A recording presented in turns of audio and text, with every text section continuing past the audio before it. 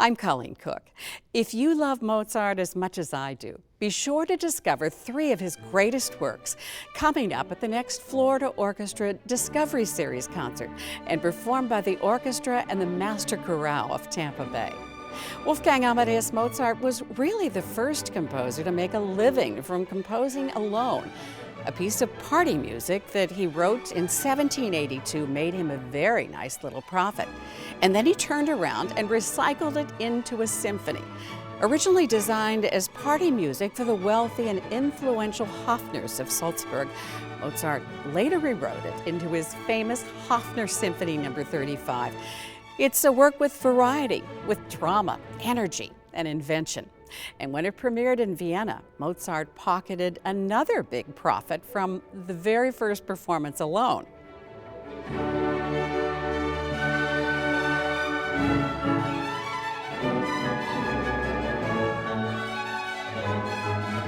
But you know, not everything Mozart composed was for profit.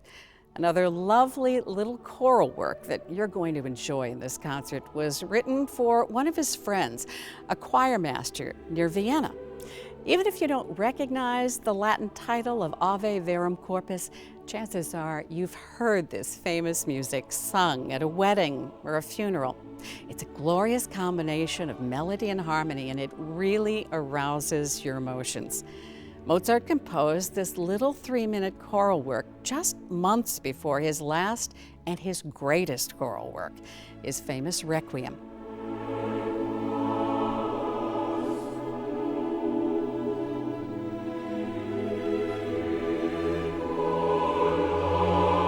Unfortunately, the Mozarts were known to be poor money managers, and so Mozart frequently needed work.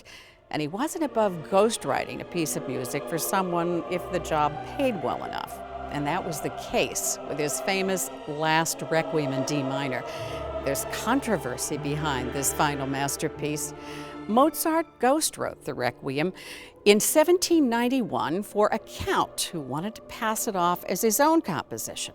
And so, of course, the commission was kept very secret. However, the story goes that Mozart suddenly died before the Requiem was completely finished, and so tradition has it that Mozart's wife Constanza secretly had another composer finish it so she could collect the Count's last payment. Well, when word got out that there was a ghostwriter involved, all kinds of myths and rumors got started. Some of the stories were about composer Antonio Salieri's alleged role in finishing the Requiem, as well as his part in Mozart's death. And those old rumors went viral again back in 1984 in Peter Shaffer's famous Academy Award-winning movie Amadeus. The film popularized all that old gossip about Salieri's alleged jealousy and the age-old rumor that somehow he poisoned Mozart.